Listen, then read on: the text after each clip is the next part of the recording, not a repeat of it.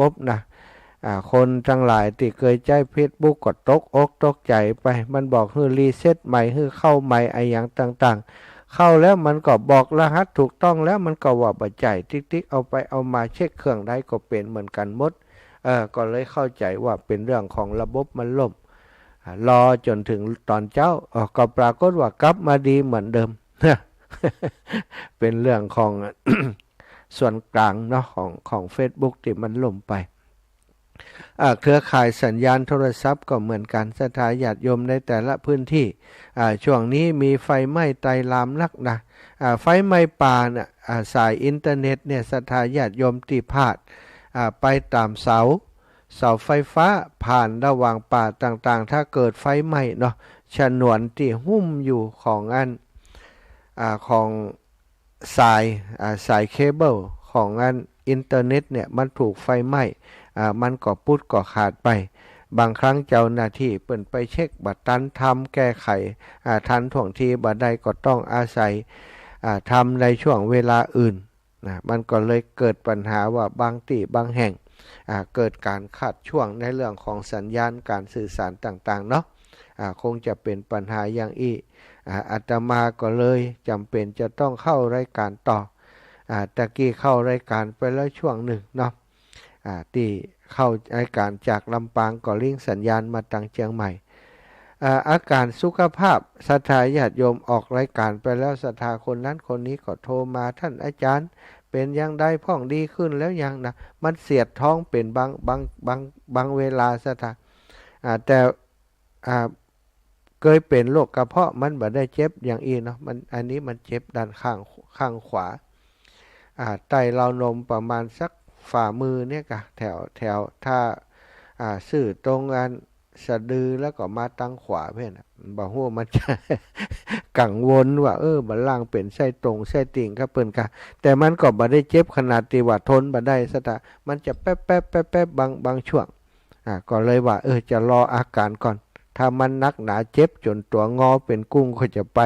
แต่ถ้ามันยังพอทนได้อย่างอีกก็ทนไปก่อนบอกว่ามันจะเป็นอย่างเป็นลมจุกเสียดบ่ได้กะแต่มันก็เป็นมา 3-4 วันแล้วนะถ้าเป็นจุกเสียดมันก็น่าจะเป็นจุกอยู่ตลอดอันนี้มันแป๊บแบบเหมือนกับว่าบางครั้งเหมือนกับเส้นเหมือนกับเอ็นอย่างเนี้ยสัตว์มาเข้าใจว่ามันเป็นอย่างศรัทธาญาติโยมเข้ารายการมาแล้วก็จะนำเรื่องราวดีๆมาอุจามาแบ่งปันมาฝากศรัทธาญาติโยมอนุโมทนาศรัทธาญาติโยมที่เปิ่นไปได้มีโอกาสไปสักการะบูชาพระบรมสารีริกธาตุของสมเด็จพระสัมมาสัมพุทธเจ้าและอรหันตธาตุของพระอัครสาวกพระสารีบุตรและพระโมคคัลลานะที่หอธรรมหลวงส่วนพฤกษศาสตร์ภาคเหนือของเฮาที่จังหวัดเชียงใหม่ศรัทธาอีปออีแมบวันนี้เปิ่นไปกันมันจะหมดเวลาแล้วเนาะวันที่7ที่8วันที่7วันพรุ่งนี้ก็จะหมดเวลาที่เฮาทั้งหลายจะได้เข้าสักการะบูชาพระบรมสารีริกธาตุขององค์สัมมาสัมพุทธเจ้าที่ภาคเหนือของเฮาที่เชียงใหม่ที่หอคำหลวงนั้นหอธรรมหลวงเพราะว่าเปิ่นจะได้อัญเชิญไปประดิษฐานที่จังหวัดอุบลราชธานีเพื่อพี่น้องต่างฝั่งภาคอีสานได้ไปเยี่ยมสักการะบูชาเพื่อมันทั่วทุกภาค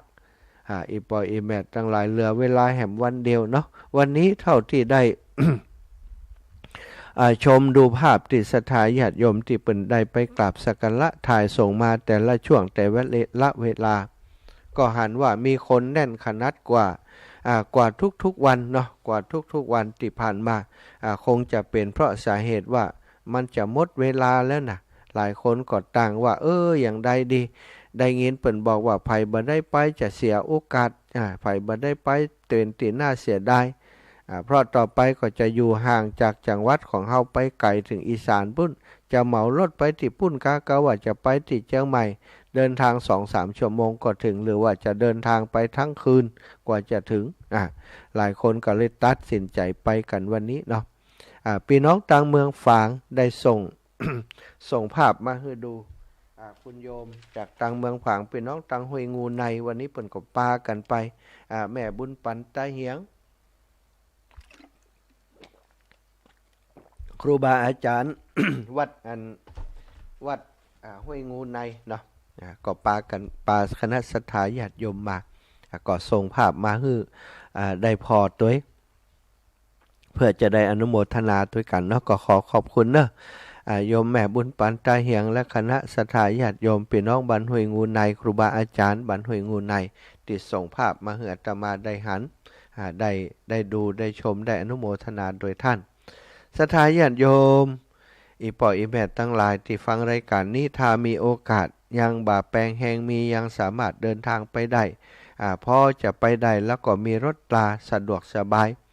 ก็หาโอกาสไปเนอะวันพรุ่งนี้วันสุดท้ายเปิดตั้งแต่07:00 นาฬิกาเป็นต้นไปก็ไปพอไปแอวไปแวะ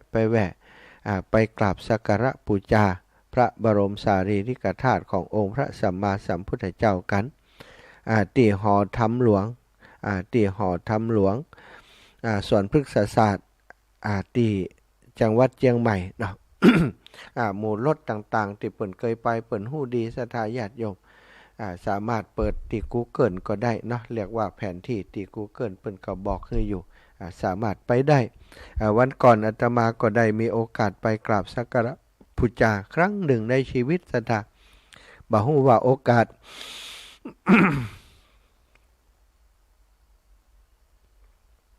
ตั้งหน้าเนาะพระบรมสารีริกธาตุขององค์พระสัมมาสัมพุทธเจ้าและพระอัครสาวกจะได้มาพร้อมกันแบบนี้อีกเมื่อใดในคราวครั้งนี้รัฐบาลไทยโดยการนำของท่านนายกและฝ่ายต่างๆได้ประสานงานไปขอนะเอาพระบรมสารีริกธาตุมาให้คนไทยซึ่งเป็นชาวพุทธเป็นส่วนใหญ่ได้สักการะบูชาเนื่องในโอกาสปีมหามงคลครบ6 รอบหรือว่า72พระชันษาพรรษาของพระบาทสมเด็จพระเจ้าอยู่หัวรัชกาลที่10ของเฮาเพิ่นก็ได้อัญเชิญมาสถานโอกาสอย่างอีกก็หายากเนอะ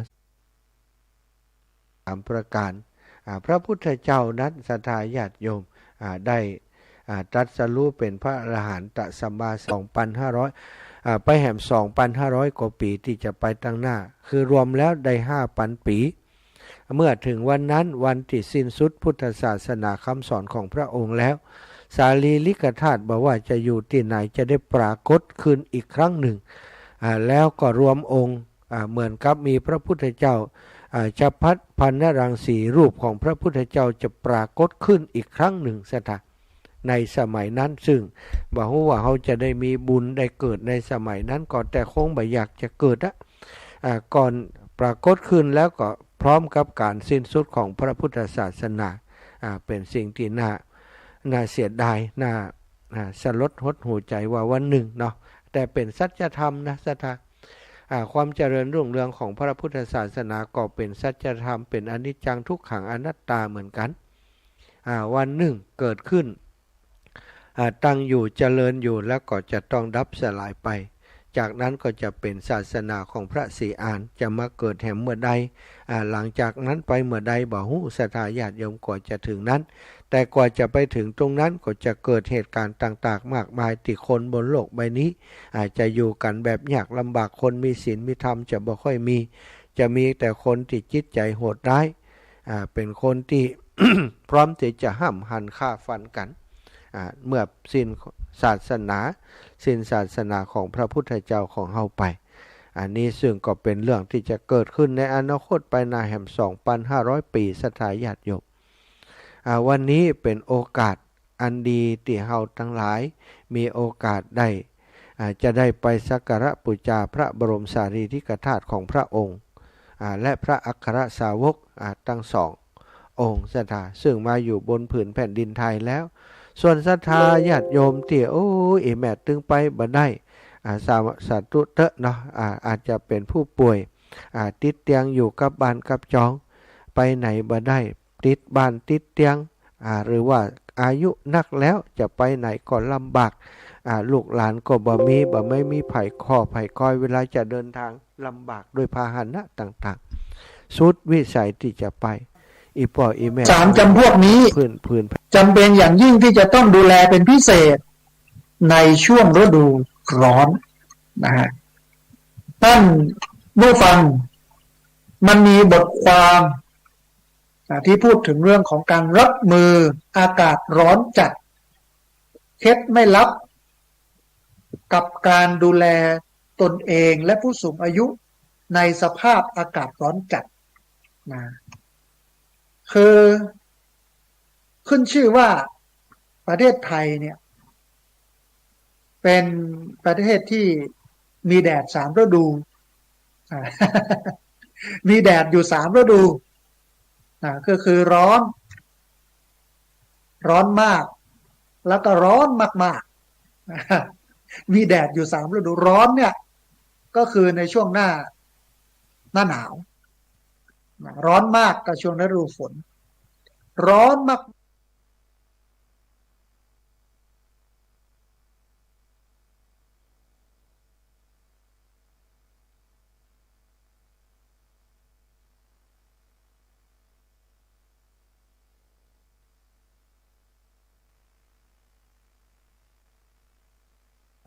มันจะร้อน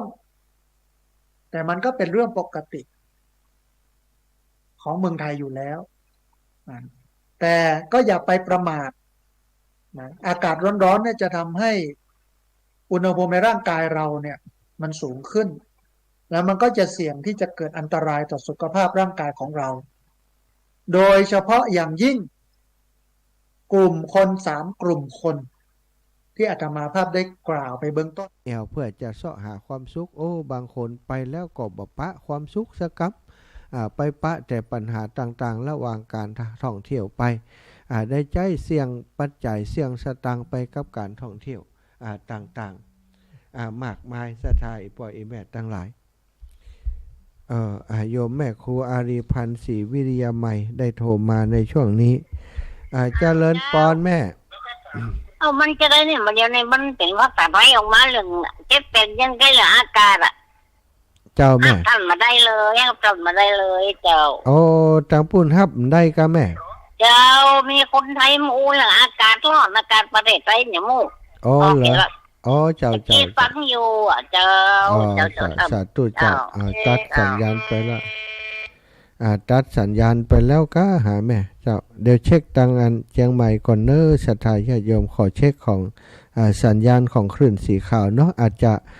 สัญญาณปกติเปิ่นอาจจะมาแล้วก็ได้เนอะแม่สู่กันทากึดเติงหาอยู่เหมือนกันเนอะโยมแม่เป็นได้พ่องจำได้อยู่นี่จำได้กะบันทึกเบอร์แม่ไว้ตอนนี้เสียงสัญญาณดีอยู่ก็แม่อย่างห้องออกขนาดเขาไม่ขยับขึ้นแล้วแหละอันถ้าเปิ่นไทยจะเกาะสัญญาณได้แล้วกะเนาะก็ดีแล้วเปิ่นเกาะสัญญาณใดก็ดีแล้วตะกี้มันเกาะสัญญาณของรายการเขาได้แม่ตอนนี้ไทยจะเกาะได้แล้วเนาะเจ้าขอบคุณแม่เนอะโทรมาแม่สบายดีก็สบายดีสบายดีอยู่ดีมีสุขเนาะกินข้าวลำกินน้ำลงเนาะบอกพี่บอกพี่น้องทุกคนเนอะบ้านแพะหนองห้านะคิดถึงทุกคนเลยถึงมันลืมไปน่าถ้าจำเมื่อเขาก็กึดเติงหาแล้วจะไปตั้งเชียงใหม่อาจจะสดไปตั้งปุ่นแวะไปหาแม่เนอะสาธุแม่บุญทักษาแม่และศรัทธาพี่น้องบันลิเมืองลิทุกคนเด้อจัตุแม่สุกันทาปุ่นจัตตาอยู่เมืองลี้ปุ่นนะแม่ยายพรเปิ่นตัดสัญญาณไปแล้วกะอันตะกี้มันมีการเงินเป็นเจ้าเป็นไม่รู้เลยอากาศร้อนเนี่ยเดี๋ยวนี้เหรอเจ้าเดี๋ยวนี้ดีอ่ะเดี๋ยวนี้ไผ่มาเดี๋ยวนี้ใส่ยัดทางนี้นี่นะมหาสมชาติไปแล้วเนาะฮะมาจากเดี๋ยวนี้ได้ดีแล้วสาธุเนอะยายพรเนอะจ้าสาธุขอบคุณยายพรแจ้งข่าวมาเจริญปอนแม่เจ้าคิดเสียงมันแสกกันเจ้า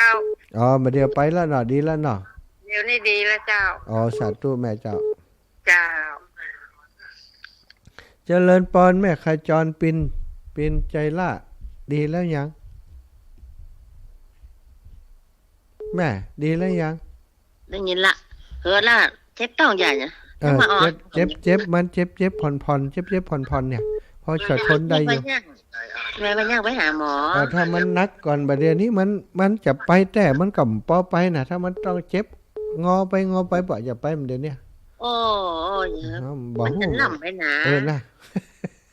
ถ้าไปมันเป็นอย่างว่าหมอช่อหามปะหรออายปะนะสาธุนะเจ้าไม่เป็นห่วง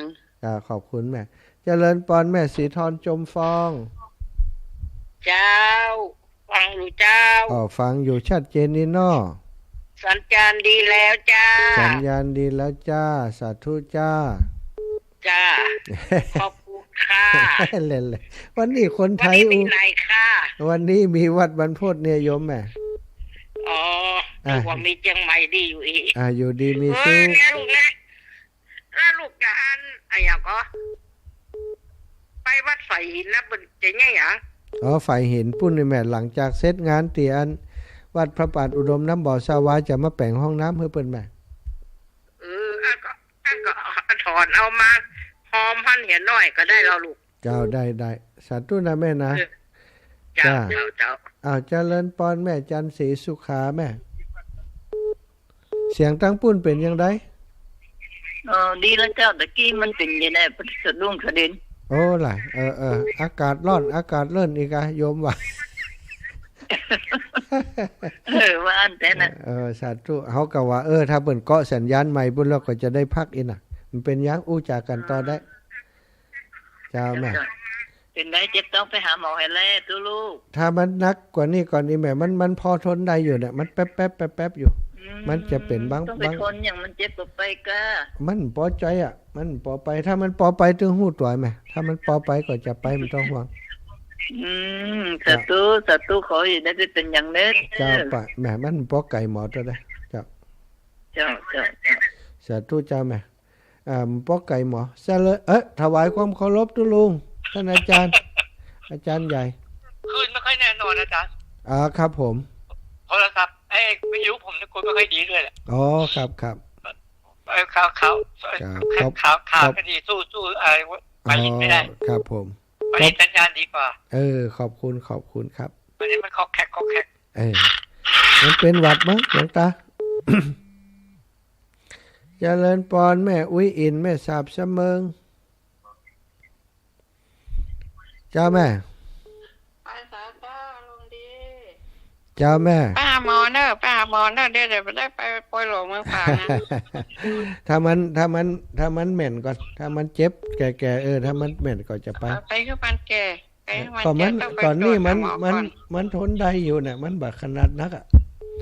เสียงอย่างมันตาแต่กรรมเนี่ยมันเป็นอย่างมาหัวเดี๋ยวก่อนถ้าหัวมันมันเป็นสาเหตุนั้นแต่ก็จะไปไหมเจ้าสาธุนะแต่กี้เสียงอย่างหัวมันตาแต่กรรมเนาะดังไปจนเหมือนน่ากาสาธุไปกำลังใจนะไปให้ได้เจ็บเป็นร่างนะเจ้าแม่ขอบคุณเจ้าเจ้าเจริญปอนแม่ล่าอ่อนควงเป้าลูกดูเจ้าแม่มันน้องนั่นแหละมันเจ็บแป๊บเป็นอย่างมาหุ้ยแม่มันน่ะยาธาตุน้ำขาวนะลูกเดี๋ยวสอบก่อนน้ำขาวกับกระต่ายบินเนี่ยดีแม่กินอย่างนั้นล่ะเดี๋ยวลองพอเนาะอย่างไรมีหน่อยตั้งสักคำเหรอมันเป็นอันนี้เป็นกระเพาะนะลมกินยาธาตุน้ำขาวฮะอาจจะมีส่วน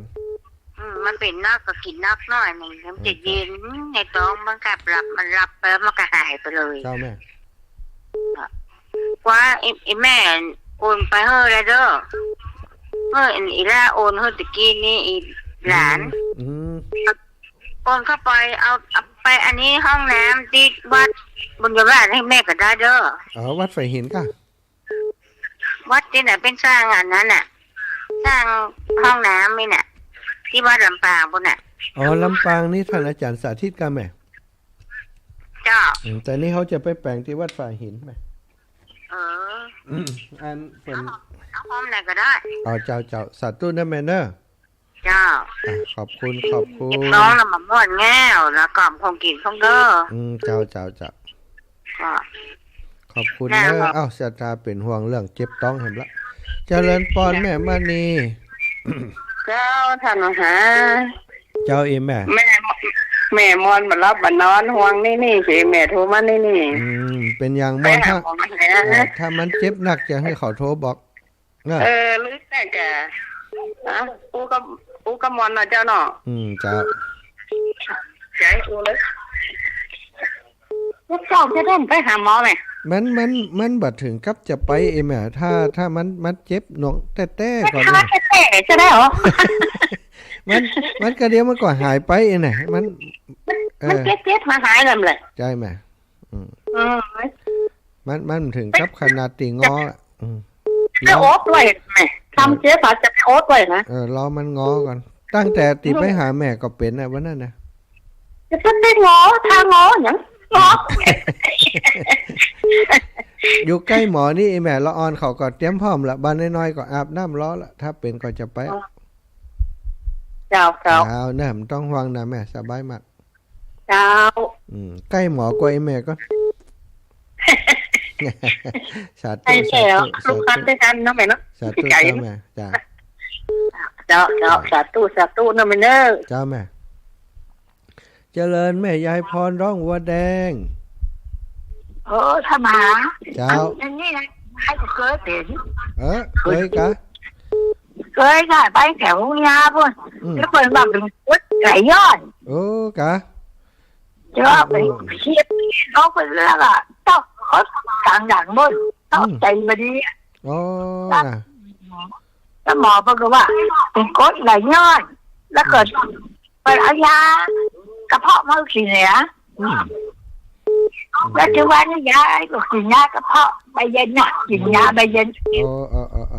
เดี๋ยวจะลองกินยากระเพาะนี่อันเจ็บมานี่ก็กินเพราะว่ากูเตือนถ้ากระเพาะมันจะแหมยังอีไหนอันนี้ยังก็มันใจกระเพาะนี่อ่ะยอดอ่ะเดี๋ยวพอมันก่อนเนาะขอบคุณคุณหมอขอบคุณหมอพรเนอะหมอพรขอบคุณหมอพรกินนั่นข้าสลาโจรโดยเนี่ยเจ้าสาธุแม่ยายพรเป็นหมอขึ้นแล้ววันนี้เนาะแม่อุ้ยสาวหน่อศรัทธาญาติโยมบัดต้องห่วงเนอะเพราะอาตมาอยู่บักไก่อันโรงพยาบาลตัวใดนะวัดบรรพตสถิตกับโรงพยาบาลนี้ใช้เวลาประมาณสักถ้ารถลงนี่ก็ประมาณสัก10 นาทีก็ถึงศรัทธาต้องห่วงเนอะถ้ามันนักหนาก็จะไปเจริญปอนแม่เจ้าไม่สาเจ้าเนี่ยอันแม่จะโอนมันผูกถ้าโอนไปที่มันมีสาขาก็มันอันในอันเหล็กที่บอกไปมันเป็นมันเหล็กที่มันขึ้น10 ตัวนั่นนะมันมีเหล็กสาขาอยู่หั่นละแม่ต้องใจคำว่าสาขาได้โอนไปค่ะสมชาติเลยเนาะใช่โอนเหล็กที่บัญชีถูกต้องชื่อคนถูกต้องแล้วกดโอนได้55363095491เจ้าอีแม่หอมอย่างก็ดิแม่หอมพูดน่ะกะที่มุ้งฝังเนาะเจ้าอุ้ยสาวนะอุ้ยสาวจืดได้จริงจืดได้บาทจะโอนมันผูกกันเนอะหลานมาให้มันผูกจืดได้จริงอย่างก็แม่อุ้ยสาวคุ้มตะวันเจ้าอุ้ยสาวคุ้มตะวันเจ้าอุ้ยสาวคุ้มตะวันสาธุนะแม่น่ะพระสมชาติกรุงไทยเนาะพระสมชาติแต้มคมธนาคารกรุงไทยถ้าเป็นพระสมชาตินามสกุลกรุงไทยมันใจก้าแม่อุ้ยสาวนี่ชักจะสาวขึ้นสาวลงแล้วนี่สาธุไข่หัวตะวังแก้นนะป๊อปไปไข่หัวนักเดี๋ยวจะแก้นเจริญปอนแม่ศรีลาดีวงมัดท่านสมชาติจ้าแม่ฟังอยู่เนอะท่านก็เคยมันไปหาหมอเนี้ยจ้าแม่ถ้ามันเป็นอาการที่อันอย่างสมมุติว่าถ้ามันเจ็บนักนะก็จะไปถ้ามันพอทนได้ก็ดูมันไปก่อนนะอาจจะเป็นกระเพาะอาจจะเป็นล้มก็ได้แม่ว่าจะเป็นไส้ติ่งหรือเป็นอย่างไรท่านเขากว่ามันจะแม่นก็แม่นเพราะถ้ามันแม่นมันต้องมีอาการบอกเนาะมันต้องเจ็บท่านจะเป็นบ้าไว้นะท่านบาละถ้าเจ็บแล้วมันต้องละมันได้ถ้ามันงอเป็นกุ้งมันก็ต้องไปเป็นห่วงนะขอบคุณเลยแต่ว่าโทรบัดตาเพิ่นว่าต้องห่วงนักอยู่ใกล้หมอแม่เป็นอย่างเพราะว่าเขามีคนดูแลอยู่มีไข่โยมอยู่โดยมีละอ่อนอยู่โดย2-3 คนก่อนแม่ พยายามเลยพยายามทักจัดตัวนะท่านเด้อ สาธุเจ้าแม่ขอบคุณโยมแม่หลายๆนะอยู่ดีมีสุขเนอะแม่เนอะ เจ้า ขอบคุณมากๆเจ้าสาธุ บอดทุกคืนเด็กกูเขินแบบนั้น แฟนรายการประจำเลยเนาะ ประจำเลยจะ โอ้ เป็นโอ้ ถ้าได้ยินดอกบัวแล้วมาแล้วอีกอ่ะ มาแล้วเพลงโปรดไหน เพลงโปรด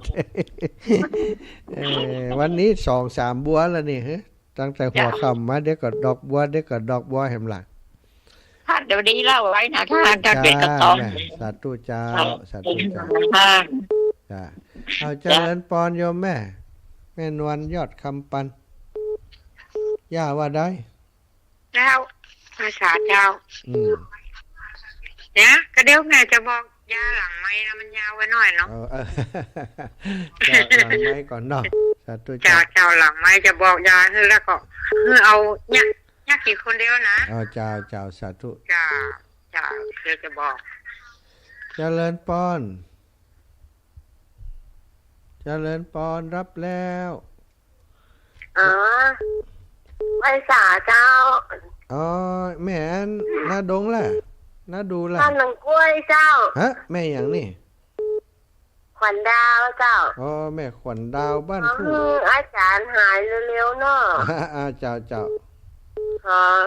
กำลังใจเจ้าแล้วเจ้าก็ขอบคุณเจ้าตีให้ความรู้สิ่งดีๆ อ๋อเจ้า เอา แม่ ธรรมะเอาศีลเอาธรรมมาฝาก อ๋อ ขอ เจ้า ให้อาจารย์หายเร็วๆนะเจ้า เจ้าขอบคุณนี่แม่หลายๆเนอะ เจ้า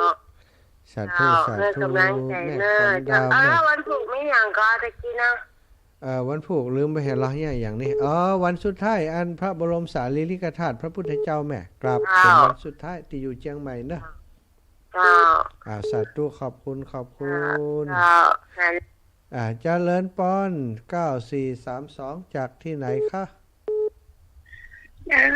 เจ้านมัสการเจ้าจากเมืองฝางเจ้า โอ้ไผเอ่ยแม่บุญกะ คำแดง เอ๊ะ ในคำแดงของมี อ๋อแม่คำแดงเปลี่ยนเบอร์กะ เบอร์เก่านะจ้ะ โอ้ 432นะ 432นะต้อง432เบอร์เก่ากะ เบอร์เก่าเจ้า แม่คำแด ไล่ ง แม่ท่านมาหาก็มาอ่านเนาะ อ๋อเหรอแม่ลายไม้เนี่ยหยังพูดเรื่องหยัง มีลายเฮามีลายกรีลายจังกันน่ะมัน อ่านกา ต้องลายอย่างก็อ่านนะ อ่านกา แม่เจ้าอันแม่เป็นคำแม่นนตานะแม่นนตาเจ้าอินตานะ แม่นนตาแม่สุนน้อยนะเจ้า เจ้าอันให้ทำบุญกับท่านมาหาที่จวบภาพอะไรอย่าง เจ้าโอ้สายมดแม่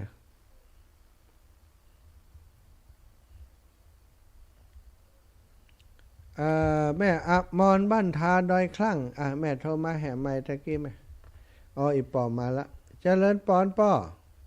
ไว้สาครับลูกพระอาจารย์พอได้ยินเขาว่าลูกบ่สบายว่า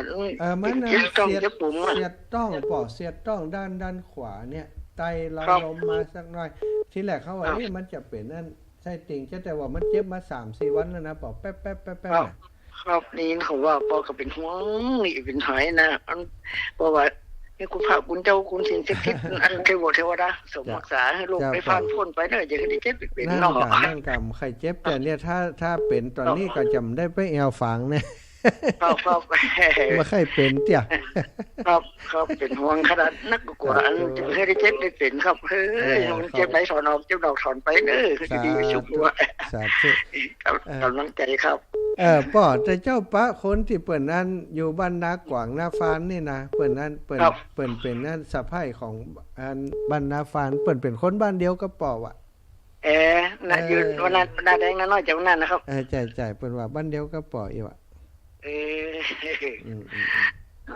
ขอบคุณป่อเนอที่เป็นห่วงป่อ ครับกำลังใจเป็นห่วงปอกระดูขนาดปอดได้ยินเสียงปอดก็นึงขนาดนักใจปาน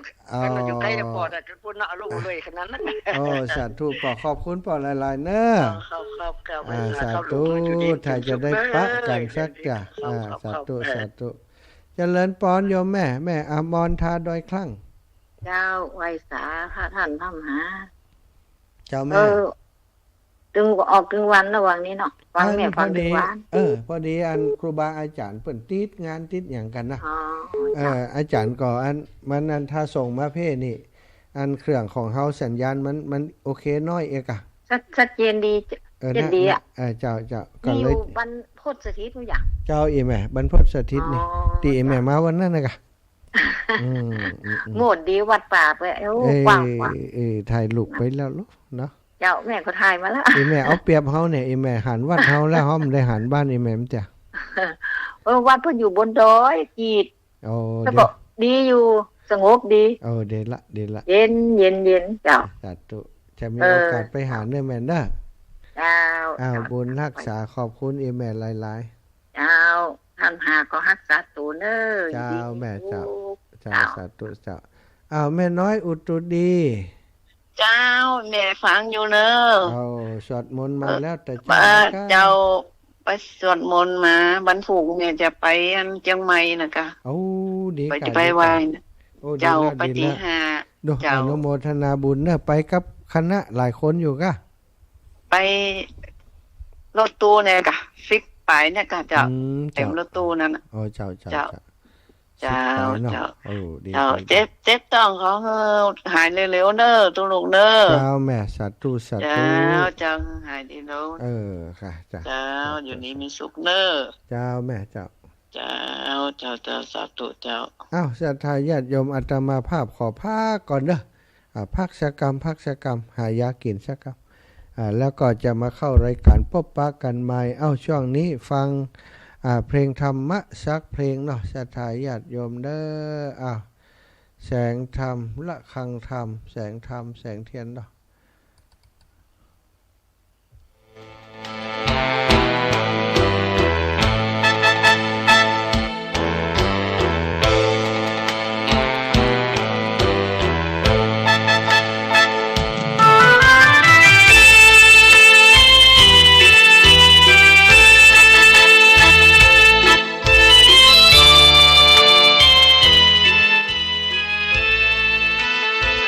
แสงเทียนเรืองรอง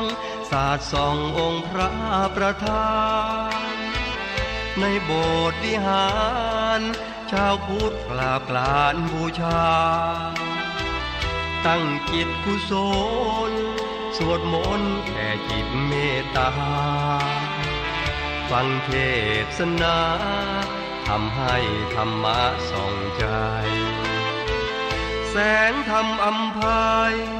ส่องใจให้เกิดปัญญามองเห็นปัญหาว่ามาจากเหตุอันใดดับเหตุต่างๆปัญหาทุกอย่างหมดไปดวงจิตแจ่มใสกิเลสน้อยใหญ่เบาบางนาทีปัญญาสมาอาภาแสงแห่งปัญญาแจ่มจ้าพาใจสว่างภายนอกภายในปัญญาเห็นได้กระจ่างสัมมาปัญญาเสริมสร้างตามทางพระศาสดาแสงเทียนเรืองรองสาดส่องมืดหมอกหายไปแสงธรรมส่องใจขับไล่กิเลสนาจิตใจผุดผ่องเมื่อมีแสงธรรมส่องมาหมดอวิชชากิเลสตัณหาหมดไป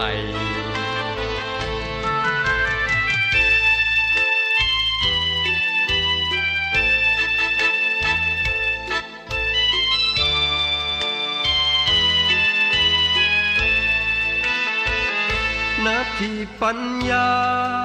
สมาอาภาแสงแห่งปัญญาแจ่มจ้าพาใจสว่างภายนอกภายในปัญญาเห็นได้กระจ่างสัมมาปัญญาเสริมสร้างตามทางพระศาสดาแส งเทียนเรืองรองสาดส่องมืดหมอกหายไปแสงธรรมส่องใจขับไล่กิเลสนาจิตใจผุดผ่องเมื่อมีแสงธรรมส่องมาหมดอาวิชชากิเลสตัณหาหมดไป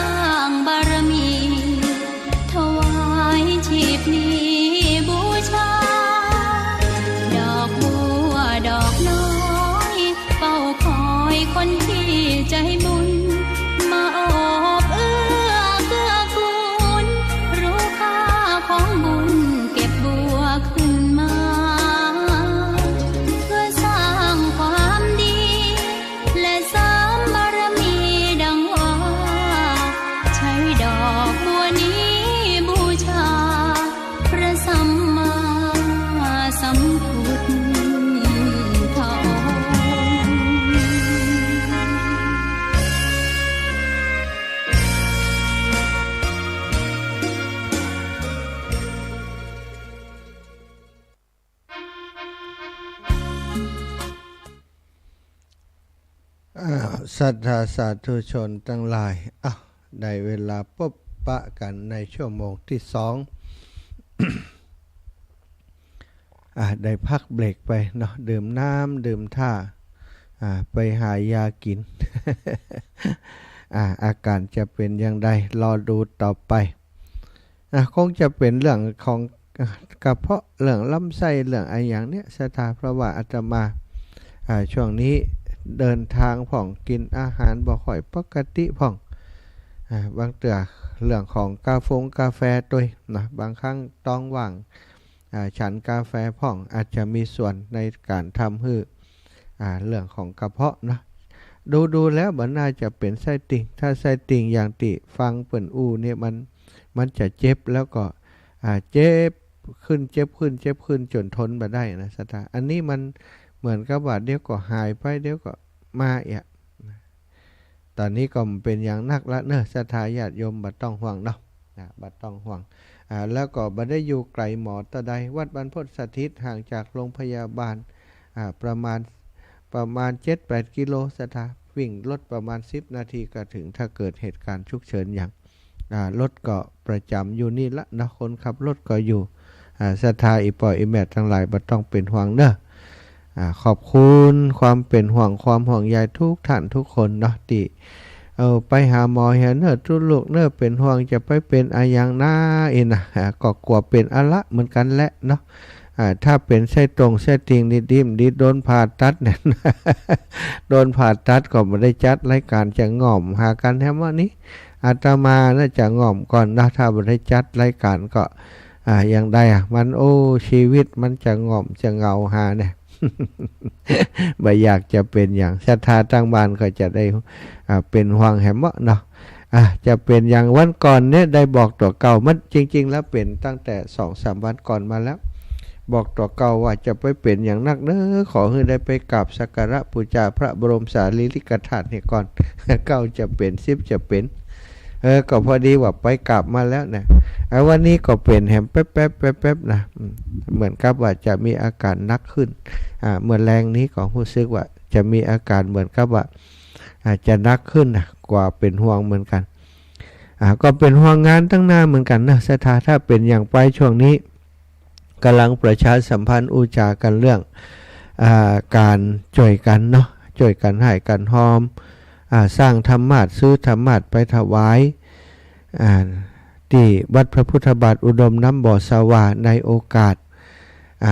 มงคลสมัย6 รอบ72 ปีอายุของหลวงพ่อท่านพระครูสุจิตานุรักษ์มีอายุการเต่ากับพระบาทสมเด็จพระเจ้าอยู่หัวรัชกาลที่10เหมือนกันเฮ้ยหลวงพ่อใหญ่เฮานะปีนี้เพิ่นก็เลยจะทำพิธีสืบจัดตาหลวงจัดงานจะใหญ่กว่าทุกปีสักหน่อยและที่สำคัญก็จะลวดฉลองสมโภชอันวิหารพระเจ้าพระละแข่งไปโดยเนื่องจากว่าตอนนี้ได้สร้างแล้วเสร็จละสถาสร้างแล้วเสร็จหมายถึงบูรณะปฏิสังขรณ์ส่วนที่มันไหม้ไปเนาะได้เกิดไฟไหม้เพลิงไหม้เมื่อต้นปีที่ผ่านมาตอนนี้ได้ซ่อมแซมส่วนที่ถูกไฟไหม้เพลิงไหม้ต่างๆให้กลับมาใช้การใช้งานได้เหมือนเดิมแล้วแต่สิ่งที่บ่เหมือนเดิมแล้วเป็นขี้เต่าไปแล้วนั้นหลายอย่างบ่สามารถจะกู้คืนได้ต้องซื้อใหม่ทำใหม่อย่างเดียวนั่นก็คือมีส่วนหนึ่งก็คือธรรมาสน์แท่นรองตั้งโต๊ะเคียงนะก็สูญไปเลยสถากับเปลวเฟิงครั้งนั้นจะได้ร่วมบุญกันได้ซื้อธรรมาสน์จัดธรรมาสน์ไปถวายกับหลวงพ่อในอายุวัฒนมงคล6 รอบ 72 ปีตั้นเจ้าโดยครูบาอาจารย์เนาะจะเจ้าท่านอาจารย์พระครูอภิวัตรก็แจ้งให้ได้ทราบว่าถ้าเฮาต่างคนต่างเอาของขวัญไปมอบเพื่อกับหลวงพ่อคนละชิ้น2 ชิ้นบางสิ่งบางอย่างอาจจะ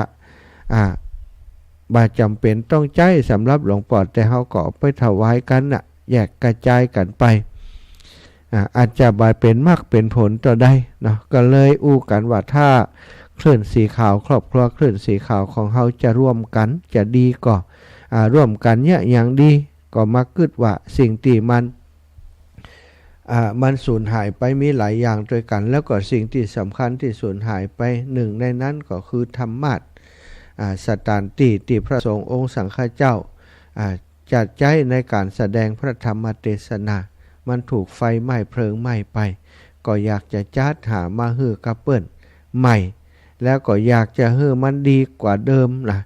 ของเก่าก็ดีอยู่แล้วติดใหม่ไปแล้วของใหม่นี่อยากจะฮื้อมันดีกว่าเดิมอลังการงานสร้างติงามกว่าเก่าสักเล็กน้อยเนาะก็ได้ไปซ้อหาศาลาวัดตะกี้ช่างไม้ที่เปิ้นเชี่ยวชาญชำนาญศรัทธาญาติโยมก็ไปเจอแถวดอยสะเก็ดแถวอะไรอย่างเนี้ยเนาะท่านอาจารย์เปิดไปติดต่อก็ทราบว่าเปิดมีฝีมือแล้วก็ลงลักปิดทองอย่างสวยงามสถานมีแบบที่เปิดเอามาฮือพออาตมาหันแล้วก็ชอบใจเปิงใจท่านอาจารย์ถามว่ามันราคามันค่อนข้างจะสูงน้อยนะ60,000ป้อจะไวกันก็จะอาตมามองในมุมมองของครูบาอาจารย์ขึ้นสีขาวซึ่งก็มีหลายรูปหลายองค์เปิ่นก็จะให้จะห้อมกันมาอยู่อย่างน้อยองค์ละปัน2 ปันนี่ก็จะได้หลายอยู่หน้าสถานครอบครัวคลื่นสีขาวครูบาอาจารย์เนี่ยมีงานบุญสุนทรทานเปิ่นก็ให้ห้อมกันตลอดก็จะน่าจะกุ้มเนาะแล้วก็ศรัทธาญาติโยมแหมโลอีป่ออีแมดตั้งหลายแหมโลตีอยู่ทุกสารทิศก็จะได้ห้อยห้อมกันมาก็จะได้เยอะอยู่หน้าเนาะบอกกับท่านอาจารย์ไปท่านอาจารย์ก็ก็นั่นนะสุดท้ายก็เลยตัดสินใจว่าวางมัดจำเลยท่านอาจารย์นัดหมายกันเลยว่าเปิ่นจะสร้างทำเสร็จบ่ได้ท่านอาจารย์ก็บอกว่าตอนนี้ช่างศาลาบอกว่าวันที่15นี่ก็ได้แล้ววันนี้วันที่7แล้วศรัทธาแห่มบักกี่วันเนาะก็จะได้หันที่สำเร็จสมบูรณ์อาตมามีโอกาสจะได้เข้าไปพอที่ศาลาเปิ่นยะเปิ่นแปลงว่ามันงามปันได้เนาะทราบว่าหลังจากที่เปิ่นแปลงแล้วถ้าเสร็จแล้วท่านอาจารย์จะเอาไปไว้ที่ปางปอยก่อนเลยเพื่อเตรียมไว้จากนั้นก็จะได้วันที่20จะได้ไปประดับประดาตกแต่งแล้วก็ไปสมโภชจากนั้นวันที่21ก็จะได้นำไปถวายที่วัดพระพุทธบาทอุดมน้ำบ่อสาวามีหลายท่านหลายคนถามอาตมาว่าท่านอาจารย์ตอนนี้หอมตันอยู่ก่อยนะโอ้สถาตันไปจนถึงวันที่21ปุ่นเนอะจะเปิดโอกาสให้ศรัทธาญาติโยมที่จะร่วมให้ร่วมห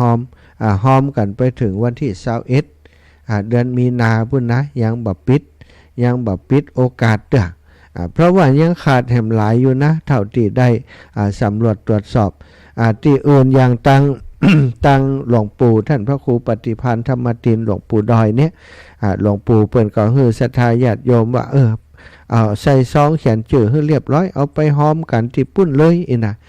ที่ปังปอยเลยจะได้สะดวกแต่ส่วนของอาตมานี่ก็กลัวว่าศรัทธาญาติโยมจะลำบากบางพ่องบ่ได้ไปก็สามารถโอนปัจจัยมาได้อาตมาใจเลขที่บัญชีของตัวเก่าในการคือศรัทธาโอนเข้ามาแต่ว่าได้จดชื่อเสียงเรียงนามของศรัทธาใส่ในสมุดบันทึกไว้เป็นที่เรียบร้อยเนาะที่ศรัทธาได้โอนมาแล้วก็ทยอยประกาศไปเกือบจะทุกวันที่อาตมามีโอกาสจัดรายการก็ประกาศไปวันนี้ก็จะขออนุญาตประกาศแห่มสักรอบดีกะศรัทธาเพื่อศรัทธาที่ฟังอยู่ถ้าชื่อท่านตกหล่นอย่างใดก็โทรมาแจ้งมาบอกกรรมตะกี้อย่างโยมแม่นางคำอายเปิ่นโทรมาบอกว่าชื่ออีแม่ยังบ่มีแล้วว่าธรรมะนี่นะตกหล่นไปตั้งใดกดมาเช็คพอแล้วเนาะมีแต่อยู่ตีอันอย่างก็เปิ่นหอมกระเบื้องแล้วติดธรรมะนี้ไปจดอยู่ท้ายๆเปิ่นยังบ่ได้อ่านกำแต่เดี๋ยวก็จะได้อ่านให้เปิ่นได้รับฟังแห่งกรรมขออนุญาตเนอะศรัทธาพอจะมีเวลาอยู่เพราะว่าวันอื่นเผื่อว่าบ่มีโอกาสได้อ่านรายชื่อฮือศรัทธาแล้วก็วันนี้อยากจะเช็คว่าไผที่ฟังอยู่เนาะถ้ารายชื่อของท่านตกหล่นไปอย่างใดแจ้งมาติอาตมาเลยเนอะขออนุญาตอ่านเร็วสักหน่อยก่อนแล้วกันเนาะแม่เมจันเรือนใส500 บาทแม่บัวเย็นจันทบ100 บาทแม่บุญมีบุญสวัสดิ์ศรีหมดเก่า100 บาทป่อสมซักแม่ชุติการใจดีพร้อมขอบครัว100 บาทนางจำนงสินทุใส100 บาทแม่แก้วป่อจำนงกันทวัง200 บาทแม่คำแต้มคม 500 บาทครอบครัวแม่อนงใจเปีย 1,000 บาทแม่ชื่นพานทองรัตน์ศรีหมดศรีดอนชัย100 บาทแม่ครูอารีพันธ์ศรีวิริยะไม500 บาทแม่น้อยจันในนา50 บาทพ่อเศษแม่นวลยุบแก้ว100 บาทแม่พองศรีบุญฟู200 บาทแม่คำแก้ววันนาจัก200 บาทแม่หลวงจันหอมชุ่มมงคล100 บาทแม่เกศรไกรวุฒิการกนก200 บาทแม่ศรีสุรินทร์ทวงศ์300 บาทแม่อัมพรแส่บูแม่สาย200 บาทพ่ออุดมแม่ขจรสารปีพร้อมครอบครัว100 บาทแม่ชื่นกันท่าตัน100 บาทแม่ปราณีชัยวงศ์บ้านห้วยหี100 บาทแม่มณีสมบูรณ์100 บาทแม่มอนเตรียมบุญฟู100 บาทแล้วก็แม่เพนคำเขื่อน100 บาทแม่บุญบานเพชรทา100 บาทแม่กาบแก้วสีอินแก้ว100 บาทแม่บัวคลีทะโป100 บาทแม่สุบินประดิษฐ์บรรจุด100 บาทแม่เทียนแก้วหนองยาง100 บาทสมจิตอินทรวิจิต100 บาทแม่บนสุภาวัน100 บาทแม่คิมสีอินแก้ว100 บาทแม่สุภาพรอินศรี100 บาทแม่ถนอมนำวง100 บาทแม่ย่าสิมมุนีแก้ว100 บาทแม่บัวเรียวชัยอุด100 บาทแม่อัมพรบุญหมื่นสันทราย300 บาทแม่เดือนเพ็ญทิมหว่าง100 บาทป่อไวปินข้าว100 บาทป่อกระพี้สังทองแม่แก้วนนเต็ม 1,000 บาท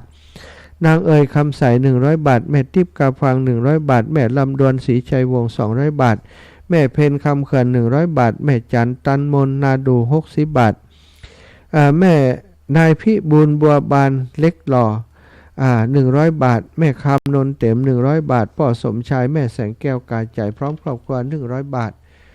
แม่อามนวันเล้ากุล 1,000 บาทแม่ลัดดาการเรือน100 บาทแม่แก้วสิงแก้วกาดโป่ง100 บาทแม่นวลยอดคำปัน200 บาทแม่สีพันตัดแก้ว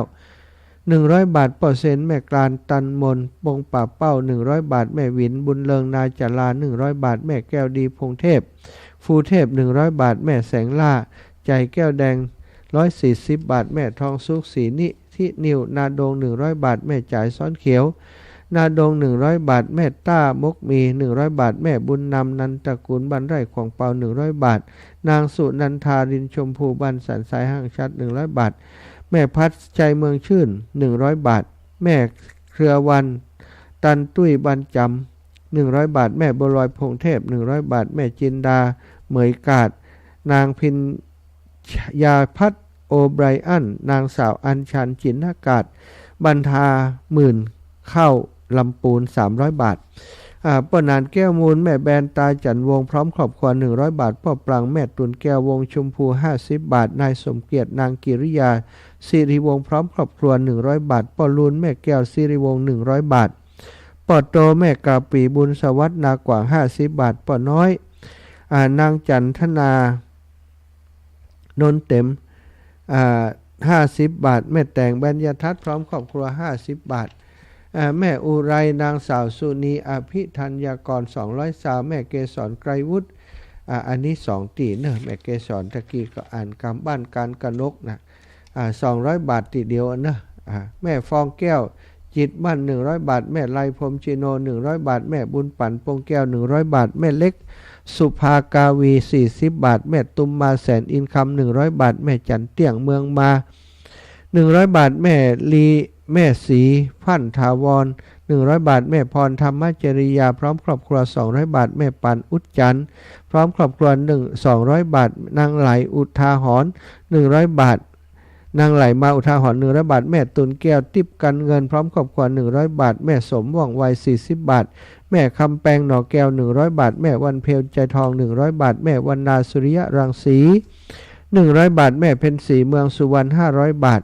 แม่กาญจนาชัยริน100 บาทแม่ล่าอ่อนอุ่นใจ300 บาทคณะศรัทธาบันท่าข้าวน้อยฝากท่านอาจารย์บวรวิทย์มา400 บาทแม่อุไรแซ่ซิมบันปะขามม่อนปุยักษ์100 บาทแม่คำน้อยคำอินบุตรสีหมดเก่า100 บาทแม่น้อยอินยาสี100 บาทแม่พิบูลวงแก้วพี่กุลวงแก้ว100 บาทแม่จันแดงฟันปันวง100 บาทแม่ศรีวันอุดม100 บาทพ่อสอนแม่ตาแม่ตวยเป่งเดือน100 บาทนายจันเป่งเดือน20 บาท แล้วก็แม่ทองหลางบุญยืนพร้อมครอบครัวปิดน้องสันติภาพ100 บาทพ่อสมชายแม่แสงแก้วกาใจพร้อมครอบครัว100 บาทแม่มณีสมบูรณ์บ้านห้วยฮี40 บาทนางผ่องศรีบุญฟู100 บาทนายชาญชัยนางสาวเพชรรัตน์โฉมศรีบรรจุด100 บาทครอบครัวพ่อคำแม่ตุ้ยแปลงจิตบรรจุด100 บาทแม่ศรีนวลบ้านสันเจ้าห่ม100 บาทแม่ใบฟูอินตะทุ่งกุดาย100 บาทแม่ศรีวรรณวงชุมพูป่าเหียงเมืองลำปางนายวิชัยวงชุมพูป่าเหียงเมืองลำปางร่วมกัน100 บาทแม่ทองม้วนแก้วบุญเรืองบรรจุด100 บาทแม่อัมพรใจยาเสามนทาทิพย์60 บาทป้อสนแม่บัวลอยชัยสวรรค์300 บาทแม่วรรณาสุริยรังสี100 บาทแม่จันเพ็ญฟังอารมณ์บ้านกองหิน100 บาทแม่เย็นใจคำทับหมาก100 บาทพ่อพองศรีแม่เลิศนางสาวสายพินปงจันตา100 บาทแม่พิมพ์นางอัมพรนางสาว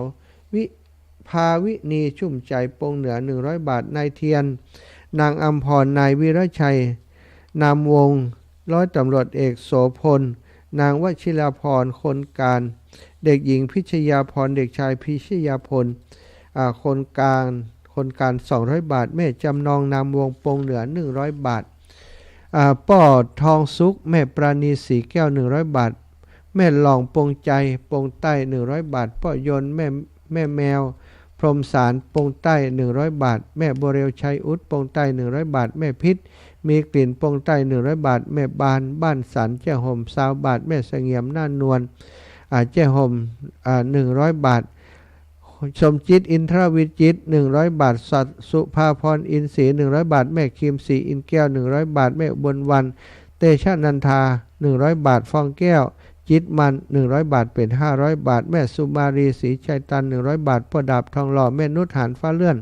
100 บาทแม่ไรบุญธรรมแม่ปุ่มหลวง100 บาทแม่พรสิทธาสันติสุขแม่ปุ่มสันติสุข100 บาทแม่คำปันบุญธรรมแม่ปุ่มหลวง100 บาทน้ำพิงลาบทองแดงกาดโป่ง100 บาทแม่ปัดแม่แก้วพุทธสอน100 บาทป่อสลาน้อยแม่ญาติติงจอมฟอง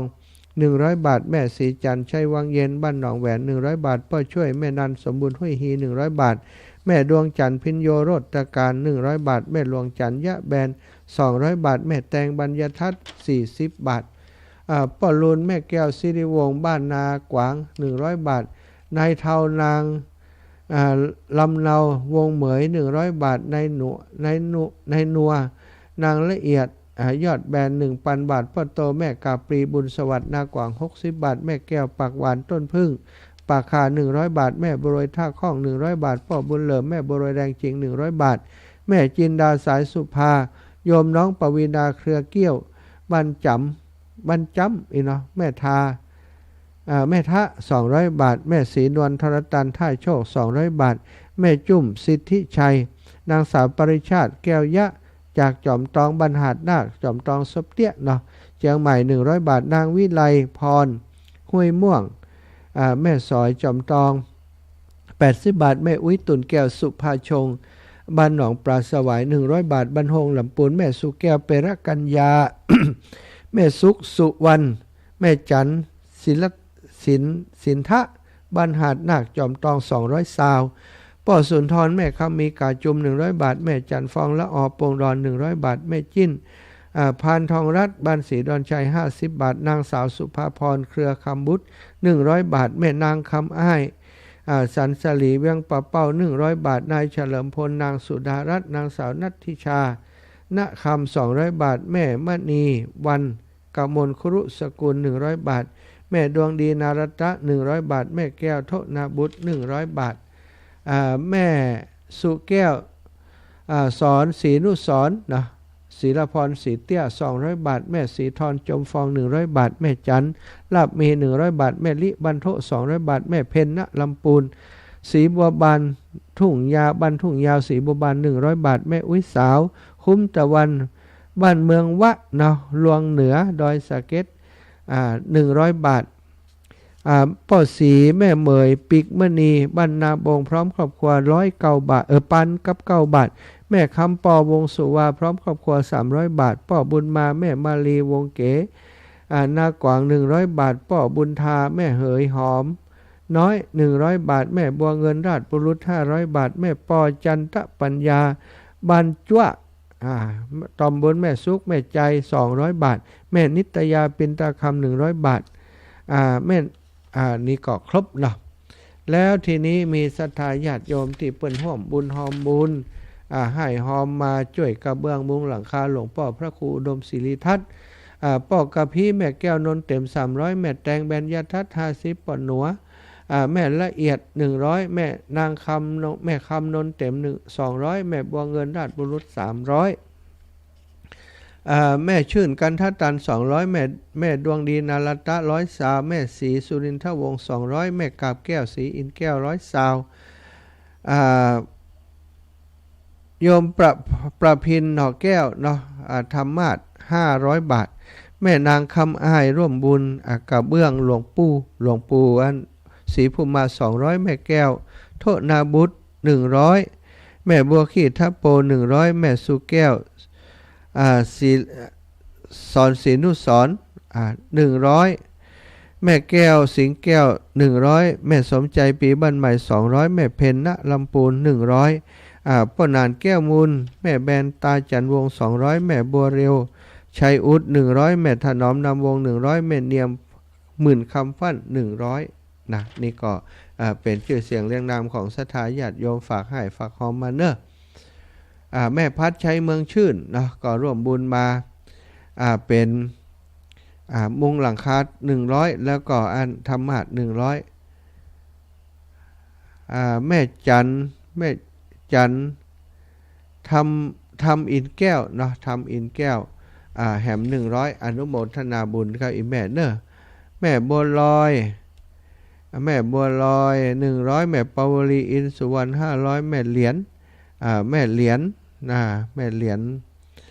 ทัตตายุ100แม่ศรีสุรินทวงศ์200แม่วนาสุริยรังสี100อันนี้เพิ่มเติมเข้ามาเนาะ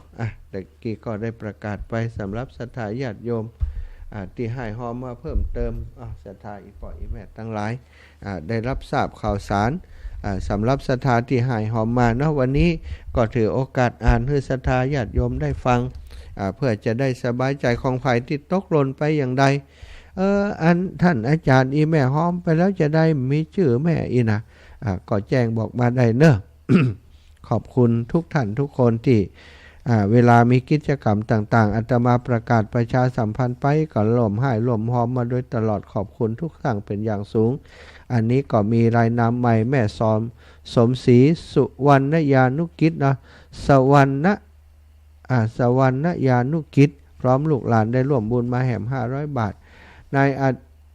อัครเดชนางปวริมาเทพวานร้านเทพวานค้าเข้าแหม100 บาทแม่จะจำเนียนกันทาทองร่วมบุญกับเบื้องมาแหม100จำเนียนกันทาทองร่วมบุญธรรมาสมาแหม100แม่ไหมเปงวังบ้านน้ำท้องก่อนร่วมบุญมาแหม12ยาแก้วโทนาบุตรถวายส่วนตัวมาแหม200อนุโมทนาบุญเนอะทุกท่านทุกคนศรัทธาญาติโยมต่อไปก็จะได้อุจาตะกี้เกินไว้หน่อยหนึ่งเนาะสุขทุกข์อยู่ที่ไหนกันแน่คนเฮาบางครั้งแสวงหาความสุขเสาะความสุขจากภายนอกจากตัวจากตนของเฮาไปบางคนมีความทุกข์เกิดขึ้นในตนในตัวก็ไปแสวงหาติดับทุกข์จากต่างภายนอกเพื่อจะมาดับทุกข์ภายในบางครั้งบางทีศรัทธาไฟมันไหม้อยู่ในบ้านของเฮาเอาน้ำไปดับที่บ้านของคนอื่นไปเสาะดับในที่ภายนอกมันก็คงบัดดับลงได้แต่ประการใดดังได้ยินมาว่ามีคุณยายท่านหนึ่งเปิ้นได้อยู่กับหลานชายหลานบ่าวของเปิ้นซึ่งหลานบ่าวนี่ก็เป็นคนหู้กำยายนี่ก็เลี้ยงหลานมาตั้งแต่น้อยพ่อแม่ของเปิ้นเนี่ยทำงานเป็นข้าราชการไปอยู่ต่างจังหวัดทิ้งหลานชายเนี่ยไว้ให้กับคุณยายได้เลี้ยงคุณยายก็เลี้ยงหลานน้อยคนนี้มาตั้งแต่น้อยหู้จักอุปนิสัยของหลานคนนี้ดีหลานของยายมีปัญหาอะไรยังก็มักจะเล่าให้ยายฟังอยู่เสมอแล้วก็หลานคนนี้เป็นคนที่ขี้เก่งใจคุณยายบางครั้งบางทีเนี่ย มีปัญหาหยังก็บอกค่อยได้บอกนะศรัทธาญาติโยมแอบไปแก้แอบไปจัดการคนเดียวพ่องซึ่งคุณยายก็อยู่ในสายตาของคุณยายตลอดมาหู้จักอุปนิสัยของหลานดีมีอย่างนี้จะอยู่ในสายตายายตลอดตั้งแต่น้อยถึงใหญ่จะหู้อุปนิสัยของหลานเป็นอย่างดีอยู่มาวันหนึ่งหลานชายคนนี้มีท่าทางที่หู้ซึกจะงุดงิดงุนง่ายบ่ค่อยสบายใจด้วยเรื่องอย่างสักอย่างหนึ่งที่คุณยายพอแล้วก็หู้อยู่ว่าต้องมีอย่างเกิดขึ้นแน่ในที่ทำงานของหลานหลานชายคนนี้เมื่อมาถึงบ้านแล้วก็หุนหันพลันแล่นบอกยายว่ายายวันนี้บอกกินข้าวที่บ้านเนอะยายบอกต้องเป็นห่วงผมจะไปแอวตั้งนอกจะไปชอบดูหนังดูละครสักกำกันเอาเข้าของวางไปแล้วก็หุนหันพลันแล่นออกจากบ้านไปซะท่ายายก็บอกว่ายังปล่อยหลานไปก็ไม่ได้ห้ามปรามหรือว่าซักถามยังดูอาการแล้วก็คิดตัวต้องมีอย่างสักอย่างแต่ก็ไม่ได้คัดขวางอย่างเขาจะไปก็ไปหลายชั่วโมงผ่านไปยายก็กะว่าหนังคงจะเลิกแล้วและหลานก็คงจะกำลังจะกลับมา ยายก็จึงออกจากบ้านไปยืนคอยหลานอยู่ที่เสาไฟฟ้าข้างถนนที่มีแสงสว่างพอได้หันคู่คนแล้วก็เป็นสถานที่ปลอดภัยอยู่หน้าบ้านของยายนั่นเอง เมื่อหลานเดินทางกลับมาหันยายอยู่ที่หน้าบ้านก็แปลกใจอยู่ปื้นเสาไฟหันคุณยายเมื่อหันหลานเดินทางกลับมาก็แข้งขลิกลมลงเสาะหาอย่างสักอย่างอยู่เอาไม้เขี่ยไปเขี่ยมาหลานหันยายก้มเงยไม่เขี่ยไปเขี่ยมาก็ตักยายว่าเอ้ายายแม่เนี่ยอย่างน่ะพอเด็กพอเดินแล้วอย่างใดมาอยู่ปื้นเสาไฟนี่มาเสาะอย่างแม่เสาะอย่างอยู่กะแม่หาอย่างอยู่น่ะยายก็พอหลานได้ทักอย่างก็บอกแม่หาเข็มอยู่ลูกหลานก็จึงช่วยยายหาเข็มในแม่เข็มตกท่าใดหาไปสักพักยายก็บับพบเข็มที่ยายว่านั้นก็จึงถามยายว่ายายนึกดูดีล่ะนึกดูดีๆว่ายายทำเข็มตกไว้ที่ไหนตกตัดใดน่ะบัดเดี๋ยวนี้น่ะตกตรงนี้หรือเปล่าหรือว่ายายเอาไปเก็บไว้ที่ไหนแล้วลืมที่ไปก้านี่มันไปตกอย่างเต็มนี่นี่ยายก็ตอบว่าบ่ลืมลูกบ่ลืมยายเก็บไว้ที่ห้องนอนนะพอดีไฟที่ห้องนอนมันดับนะมองบ่หันจึงออกมาหาที่ถนนซึ่งมันมีไฟสว่างส่องอยู่นะหลานก็แปลกใจจึงคิดว่ายายของเฮานี่ถ้าจะเพี้ยนไปแล้วเก็บเข็มไว้ในบ้านเก็บเข็มไว้ในบ้านแต่กลับมาหาที่ถนนหลานก็จึงบอกยายไปว่าโอ้ยยายถ้าจะแก่เฒ่าไปแล้วเป็นสลือไปแล้วกรรมเดี๋ยวนี้ยายเก็บไว้ที่ห้องนอนมันก็ต้องตกที่ห้องนอนกะต้องหาที่ห้องนอนกะจะมาหาข้างถนนมันจะไปปะอย่างนี้แม่ยายก็ย้อนถามหลานว่ากะแล้วมาเดียวเนี่ยลูกไปไหนมาเนี่ยแข่งขลิถามหลานก็ผมก็ไปดูหนังมากับยายวันนี้บ่สบายใจนะไปดูหนังพักผ่อนมาบ่สบายอย่างบ่สบายใจยายบ่ต้องหัวผู้จัดการนะเรื่องมากทำงานอย่างก็บ่ถูกอกถูกใจมันวันนี้ดุด่าอย่างเดียวดุผมเรื่องนู่นเรื่องนี้หาว่าทำงานบ่เรียบร้อยทำให้ต้องเสียเวลามาลื้องานติดตรวจใหม่จึงบ่ม่วนใจยายไปดูหนังจะได้คลายความเครียดจะได้สบายใจหลานก็ตอบยายไปโดยบ่คิดว่าสิ่งนี้คือสิ่งที่ยายต้องการจะฟังจากหลานยายได้ทีก็ศรัทธาเป็นบอกว่าได้ทีก็ขี่ม้าไล่ทันทีเลย ยายก็ตอบว่าโอ้หลานเฮยอันความสุขความทุกข์นั่นน่ะมันเกิดติดใจก็ต้องหามันติดใจกันลูกเวลาเรามีความทุกข์บ่สบายใจแสดงว่าตอนนั้นความสุขในใจของเรามันหายจากใจของเราไปลูกเมื่อต้องการให้ความสุขกลับมาก็ต้องหาติดใจของเรานี่แหละก็เหมือนอย่างติหลานพูดว่ายายเก็บเข็มไว้ในห้องก็ต้องไปหาที่ห้องกะมาหาที่ถนนจะเจอได้ที่ไหนก็เมื่อความสุขของหลานที่ในจิตในใจหลานมันหายจากใจหลานไปหลานก็ต้องหาความสุขจากใจจะไปหาที่โรงหนังมันจะไปเจอความสุขได้อย่างใดล่ะลูกอย่างดีก็ไปทำให้สบายใจชั่วขณะหนึ่งเท่านั้นปิกมาบ้านก็ยังทุกข์อยู่เหมือนเดิมไม่ใจการลูกเอาหลานได้ฟังอย่างอันก่อนนิ่งไปเลยสถาอึ้งไปเลยบักคิดว่าจะโดนตอกกลับโดยถ้อยคำนี้ศรัทธาอีป่ออีแม่ทั้งหลายเรื่องนี้สื่อฮือหันว่าความสุขความทุกข์อยู่ที่ใจของเฮานี่แหละมันมีเหตุมันมีต้นต่อให้เกิดโดยเฉพาะความทุกข์ซึ่งออกมาในรูปของความบ่สบายใจความเครียดความวิตกกังวลความฟุ้งซ่านความหดหู่ท้อแท้ล้วนมีเหตุให้เกิดทั้งสิ้นเมื่อมันเกิดก็ต้องทำให้มัน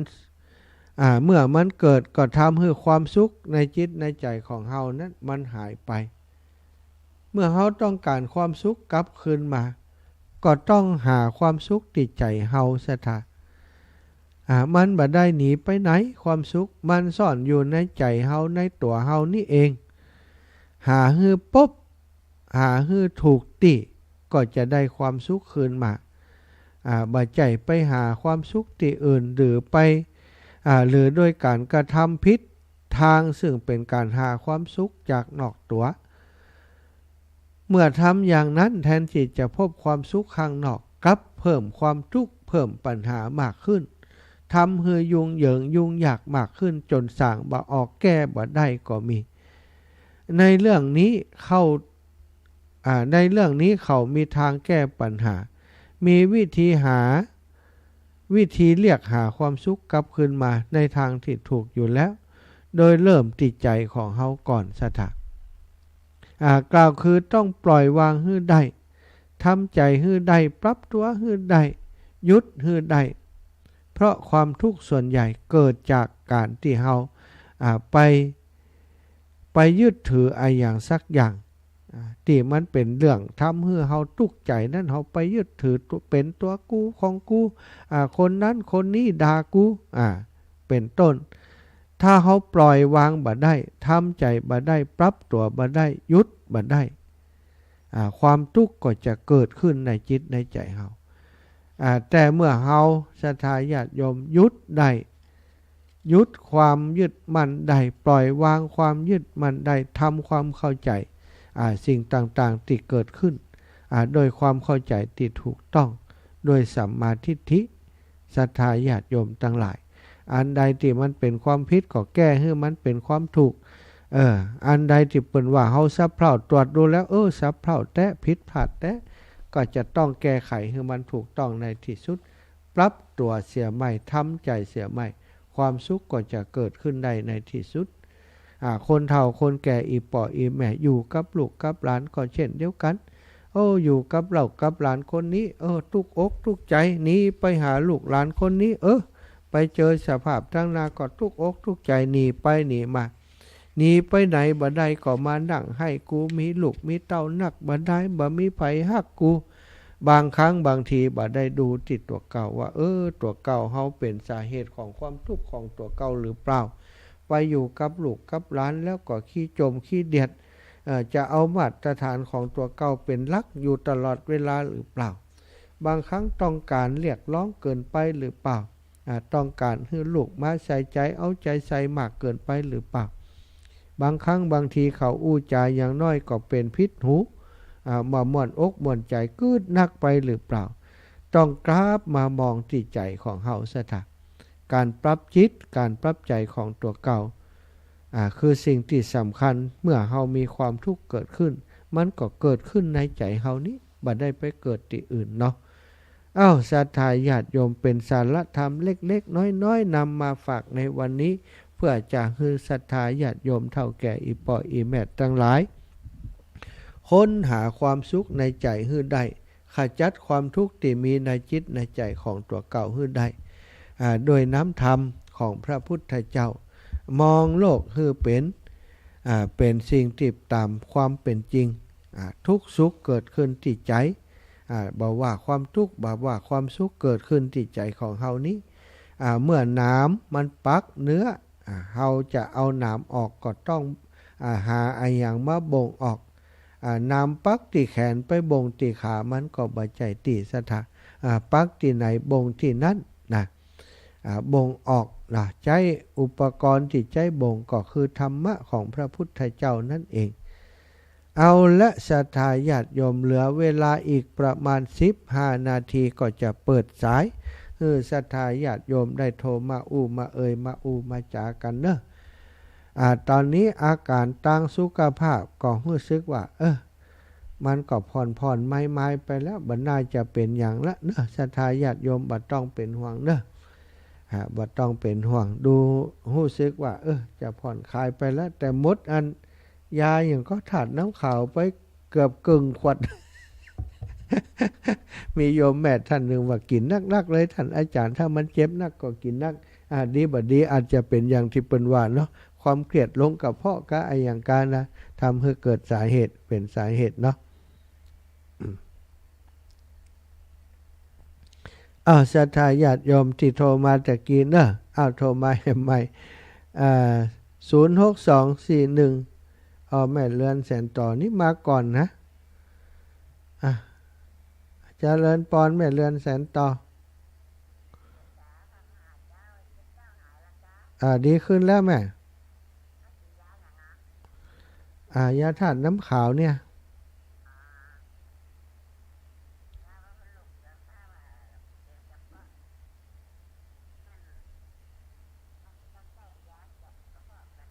เจ้า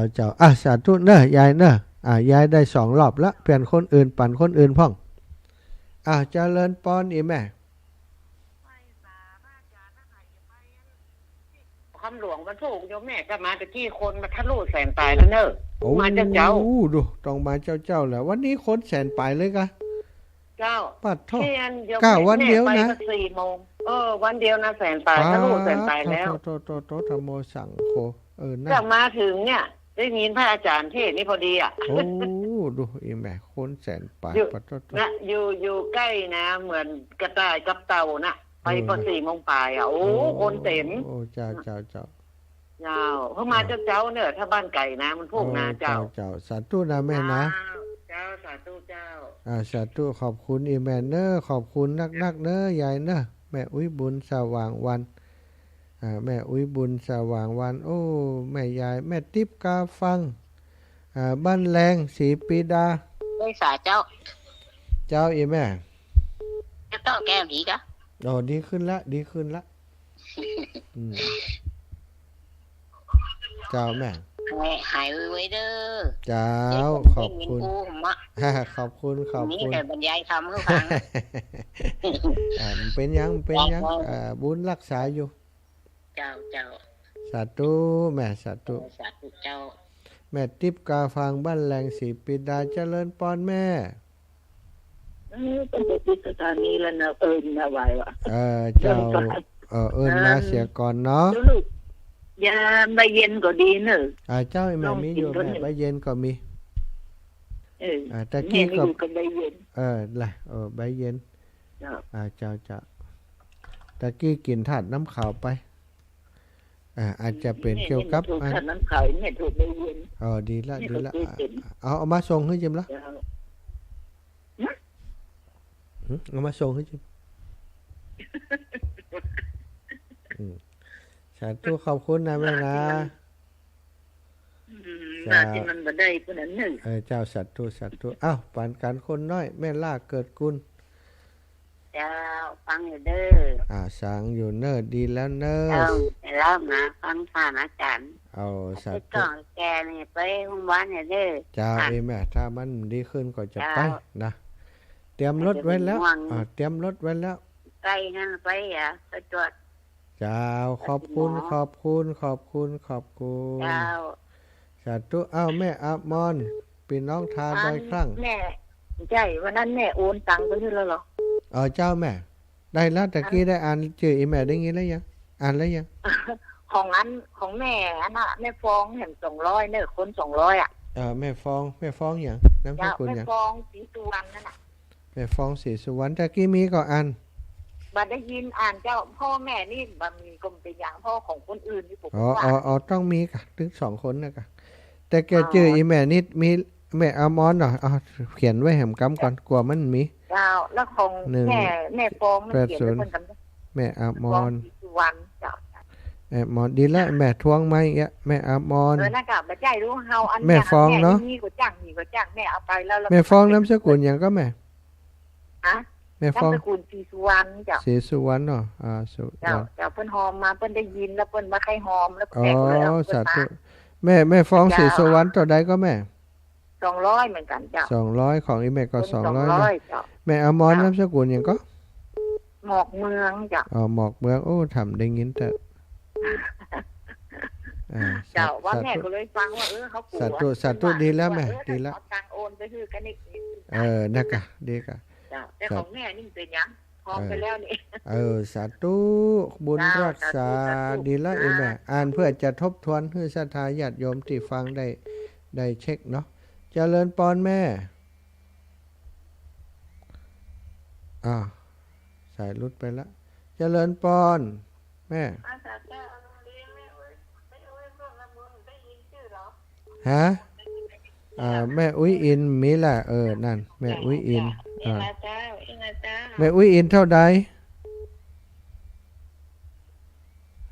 แม่อุ้ยอินตัวใดมัน100ไปก่อนละแม่ยายพรมาอีกแล้วแม่ยายพรนี่ขยันแท้เจริญพรยายพร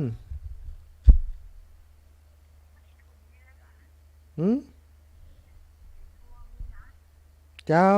หายดีแล้วไม่ต้องห่วงดีแล้วเจ้ากินติ๊กๆเดี๋ยวจะกินแฮมเนอะไม่ต้องห่วงถ้าเป็นอะไรจะไปหาหมอเองสาธุไปจมไม่ย้ายพรนี่จมเห็นละเจริญปอนอีแม่วันนี้เทพพนมมันก็เจ้าแม่เจ้าทำมาหาเจ้าอีแม่ของมาหาไปตรวจเลยเนอะเจ้าแม่ถ้ามันเป็นนักก่อนเดี๋ยวนี้อันกินยากินอย่างร้องพอก่อนมันเนี่ยนะเจ้าแม่กูเป็นมาแล้วแม่กูปามาแล้วนะเชื่อจริงนะเจ้าแม่แต่มาเทียบกับท่านหันนี่เลยแม่กลัวกลัวมันแตกถ้ามันแตกนะมันลำบากมันผ่ากว้างเจ้าแม่เจ้าอันถ้านี่ก็กินยาถ้ามันเป็นนี่หมอกข้าตัวดีกินยาก็หาอยู่ถ้ามันเป็นหมอกกระเพาะเองนะเจ้าอีแม่เจ้าขอท่านมาหายรวยๆเด้อสาธุขอบคุณแม่เจ้ามันจะได้หายแล้วก็จะได้มาที่ศรัทธาที่ขึ้นสีขาวเขาจ้าดีสุขเลยจ้าสาธุแม่วันนี้เทพพนมขอบคุณมากแม่อัมพรบุญหมื่นเจริญปอนแม่กลับไปจ้าเจ้าท่านมีถุงน้ำห้องก็ถุงน้ำห้อนมีแม่มีถุงน้ำห้อนเนี่ยช่วยได้จัดดีเลยท่านล่ะเอาประคบกันแม่เอาเจ็บที่ไหนเขาก็เอาวางท่านเลยเจ้าเนาะเอาวางที่เขาเจ็บที่ไหนก็เอานี่ที่งานนี่นะเจ้าเอ็มแม่เจ้าหายไวๆได้ท่านเนอะเจ้าโยมแม่เจ้าสาธุเจ้าไอ้ยังให้แม่อุ้ยอินแม่อุ้ยร่วมทำบุญทำมาตั้ง500เจ้า500ก่อนกะเจ้า จริงนะเจ้า เจ้า500จ้ะแม่อุ้ยอินรวมธรรมะ500อ้าวสาธุขอบคุณแม่จันเรือนใสเป็นไอ้หยังก็ขอให้หายไวๆเนอะลูกสาธุแม่เจริญปอนแม่วรรณาสุริยรังสีจ้าแม่ฮับแล้วเนอะแม่วรรณาอันพระเจ้าบอกว่าท่านมาเนาะ อีแม่อยู่ไหนฮะอยู่บ้านนี่ แต่เจ้าอันเขาฝากอันแม่อันนี้ไว้ให้แม่แล้วเด้อเจ้าขอบคุณเจ้าอีแม่อันพอดี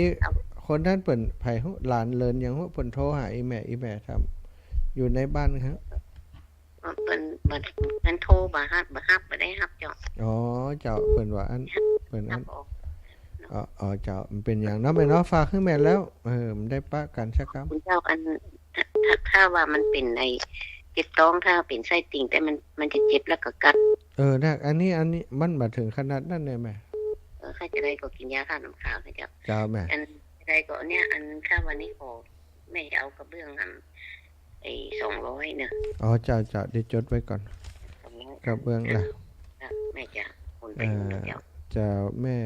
วรรณาพร้อมพ่อป่วยเนาะเจ้าแม่เจ้าขอบคุณแม่เด้อขอบคุณจะขอท่านให้เร็วๆเนอะเจ้าแม่ดีใจแม่ฟังทุกเรื่องฟังทุกตัวทุกวงสาธุเจ้าบุญรักษาเจ้าแม่เจ้าเพราะว่าคือเป็นคนอื่นโทรให้เฮาฮู้กันมาไม่แก่เฮาทำเนี่ยเฮาเจ้าขอบคุณเจ้าแม่วรรณาสุริยรังสี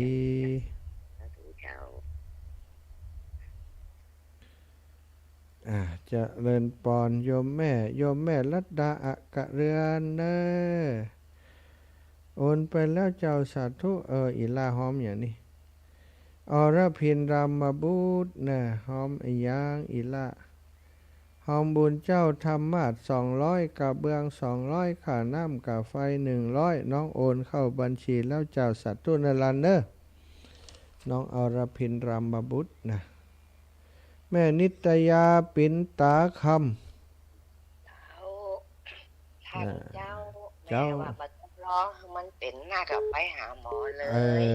มันยังใจจ้ะถ้ามันแม่นก่อนเดี๋ยวนี้กินยาแล้วสีจะไม้ก็อย่างแต่เดี๋ยวมันจะอยู่เพราะฤทธิ์ยาอีไหนถ้ามีอย่างเกิดขึ้นมันจะบัดตันการเจ้าเอาละครับขอบคุณครับคุณหมอแต่การร้องมันเจ็บนักอย่าไปฟันอย่างไปหาหมอมันหายเหี่ยวไม่เป็นอะไรมันเป็นยังโรคอย่างนั้นคือเป็นเช็ดพอเรียบร้อยจัดตุครับสายอื่นกำยาเจริญปอนอีแม่ก็เป็นห่วงว่าเจ็บท้องแหละเจ้าเป็นยังตอนนี้วันนี้มาแฟนไทยบ่ฮู้นะวันนี้วันอย่างนี้วันพฤหัสเมื่อคืนนี่ไผบ่ฮู้นะอีแม่แล้วพอแม่ก็กำลังเข้ามานี่มาเพิ่มมาอันมาเนี่ยอันก็เจ็บดีละก้าอีเนาะเจ้าแม่เขาให้หายเร็วๆเนอะเจ้าโยมแม่เจ้ากับไว้สาเจ้าขอบคุณหลายๆจะเลินปอนแหมสายหนึ่งแม่ศรีลาดีวงมาดแม่ขอหอมอันทำบ้านทานบ่อยเนอแม่ศรีลาดีวงมาด500แม่บัญชีมีบัญชีแล้วเนาะ183ท่านจานตานมาไหนวันที่21แม่หลายวันเดี๋ยวเนาะแล้วแม่จะโอนไปเนาะเจ้าได้แม่500 บาทเจ้าสาธุขอบคุณแม่เนอะเจ้าแม่ถ้าเป็นนักก็จะไปเนอะแม่เนอะสาธุแม่เป็นท่านใหญ่เป็นละไว้นะบัลละมันเจ็บมันจึงยุ่มได้ถ้ามันเป็นแล้วต้องไปสาธุนะแม่นะสาธุจ้าจะต้องอันตรายนั่นเจ้าสาธุเอาแล้วเวลาหมดเบิดเวลาแล้วศรัทธาญาติโยมทุกท่านทุกคนเนอะ ขอบคุณติดตามรับฟังรายการโทรมาอู้มาเป็นห่วงเป็นใยสุขภาพพรรณนามัยของอาตมาเนาะอาจจะเป็นกระเพาะยังบอกว่าสถาเดี๋ยวดูก่อนถ้าอาการมันเป็นได้ก็จะได้ไปหาหมอต่อไปขอบคุณทุกท่านทุกคนเนอะจัตตารโอธัมมาวัฏันติอายุวันโนสุขังพะลัง